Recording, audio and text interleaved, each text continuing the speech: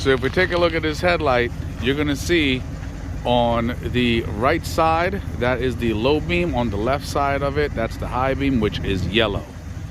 Take a look at this second clip. And just for reference, this is the low beams by itself. So it's the high beams that are yellow.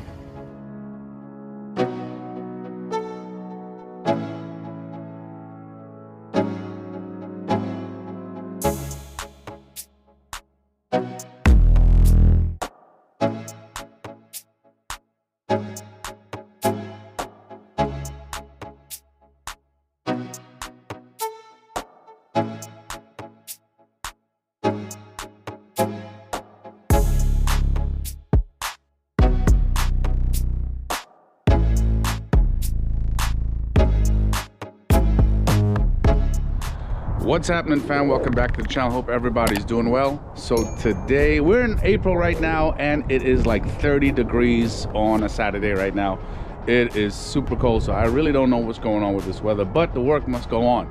So from the clips before and from the time lapse, you guys saw that my high beams were yellow. This was a video that I was supposed to do for Auxito for a little bit, but I had other sponsored vids to do, so now I'm getting the time to do this. So shout out to Auxito for sponsoring this video.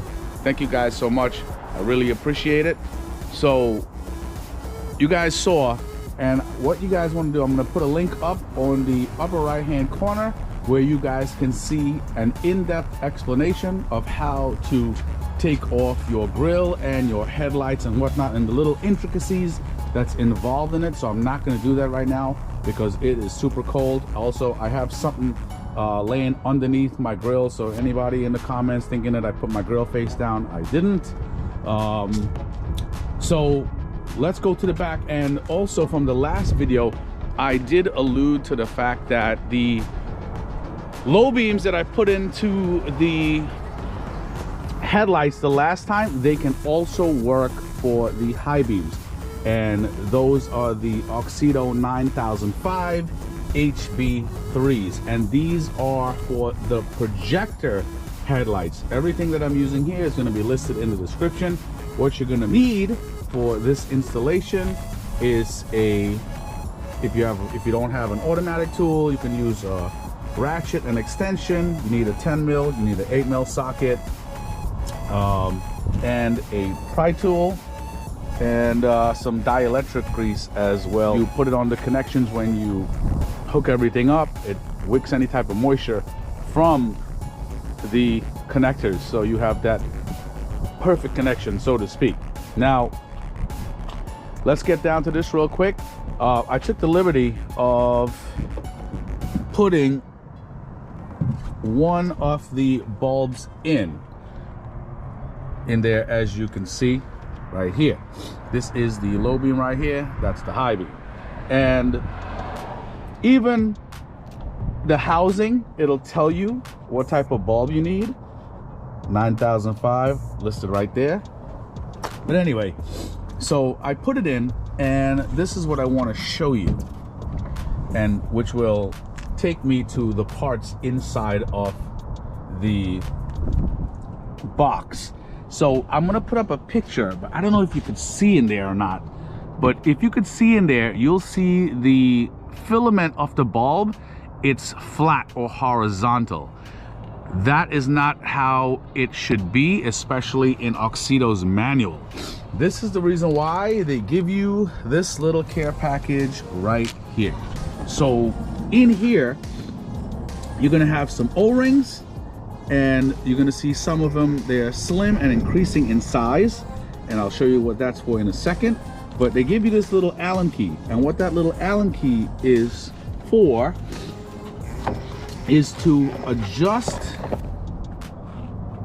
You stick it in this hole right here, and you can, once you loosen it, you can adjust the rotation. So now that bulb in there, it's tightened all the way, so you can't pull it out, and it's horizontal. So what I have to do is I have to take it back out and loosen that Allen screw and turn the filament a quarter turn and then retighten it. So I know once I put the bulb back in and tighten it, it'll be vertical. That's how Auxito wants it. Auxito wants their bulbs, when you put it in, it should be like that, not like this, just like this.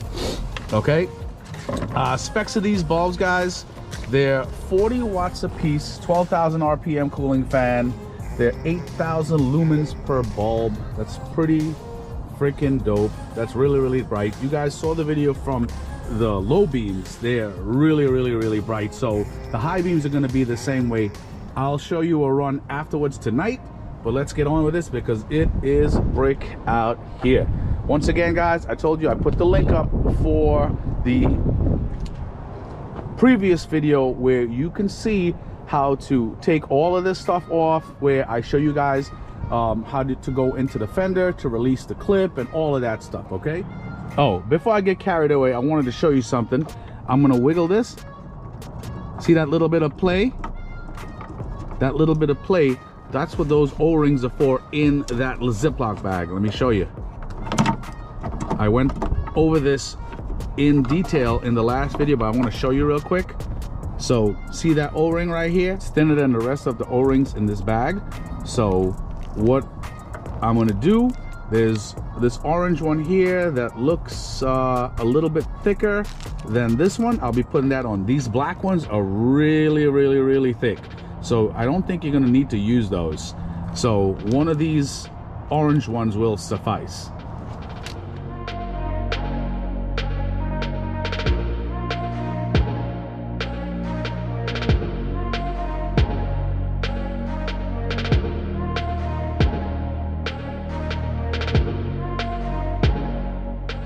All right, guys, so this took me a couple tries, but the key is the smallest tab on this locking ring. If you notice, the other two are slightly larger. Now the smallest tab, it goes in the, when you start threading it in, you have to put it in the lower quadrant, or the lower left hand corner when you start to thread it in that one over there. Okay, that's the smallest space for the tab. Now what you have to do is, when you loosen up this Allen screw, okay, see the tip of the bulb all the way there? See, it's horizontal. You want to make sure that you tighten this Allen screw. It's going to be slightly off center. If you notice, look at it, you'll see the tip is over a little bit on this side and the tab is a little to the right of it. It's going to be slightly off center. That is the sweet spot right there. That's what you want to, that's when you want to have it tightened right there. Once you tighten it, watch, I'll show you.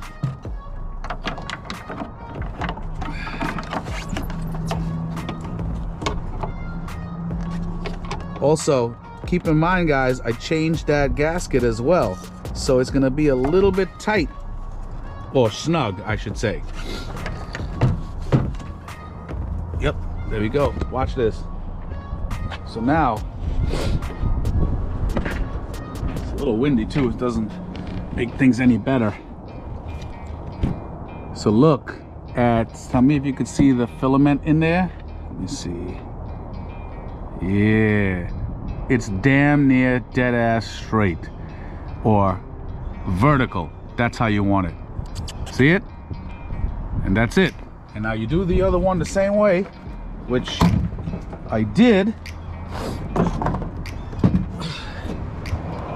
The other one is vertical as well.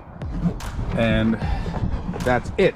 So now, once you finish that, once you finish with that, put some dielectric grease on the connectors, reconnect it up, put the cover back on, and we'll take it to the front.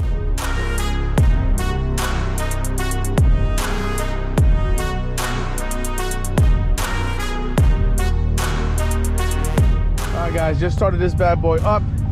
If you have an auto feature, it's not going to come on. You're going to have to turn it manually to headlights and push it forward so your high beam flicks on.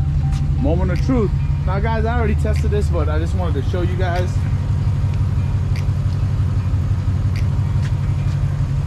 That's in the daylight, man. That's pretty freaking bright. That's pretty damn bright.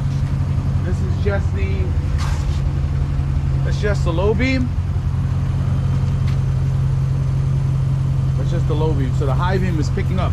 Can't wait to see this thing at night. Let's do that one more time. Man, that's pretty bright. So everything is nice and white. That 6500K comes in handy. All right. Now guys, again, before I put this back together, I'm going to tell you guys again, please take a look at my last video, especially for the clip that's in the wheel well to the back of the headlight to actually release it. You're going to see about that. Also about putting markings down. So when you're tightening everything back, you're not going to adjust the headlight up or down. Like there's a, I'll show you. See, like right there, there's a Sharpie marker right here and over here. Please pay attention to the previous video. I even put dielectric grease on the major connector going towards the headlight. Actually, it was still perfect from the last time, so I didn't even need to apply it. I still put some anyway, but please take a look at the previous video so you don't run into issues. Okay, all right guys, so I lowered the exposure a little bit. So that's the low beams. You turn on the high beams.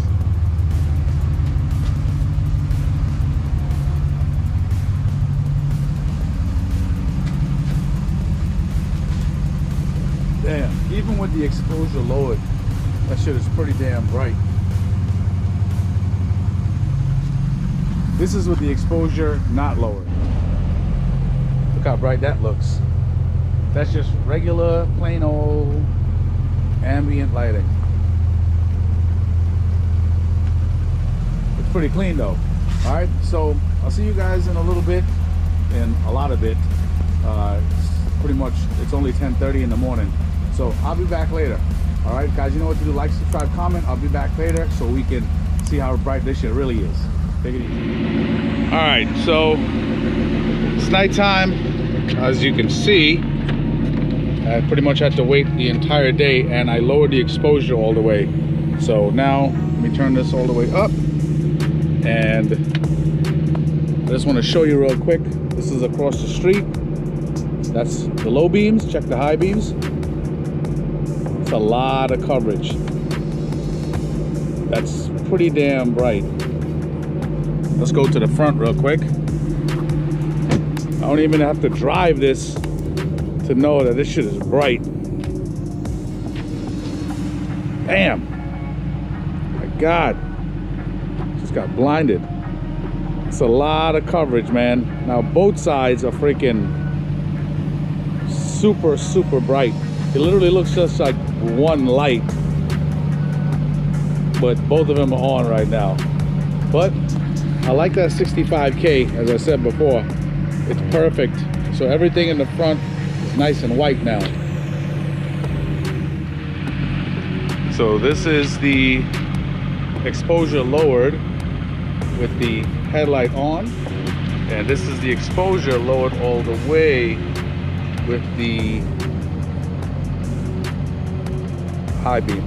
If I put that exposure as regular ambient lighting, watch. So this is the GoPro regular. Just trying to focus in, but it's pretty damn bright. It's pretty damn bright. But all in all, that thing is lighting up across the street real bright, as you saw before. So I'm zoomed in all the way across the street. Bam. That's pretty freaking bright all the way back there. All right, guys, you know what to do. Definitely like, subscribe, comment, and I will talk to you soon. Once again, everything is going to be in the description. Links to Auxito where you can get a discount. I want to list the stuff on Amazon as well if you have Prime. And once again, shouts to Auxito for sending me this and sponsoring this video. Take it easy, guys.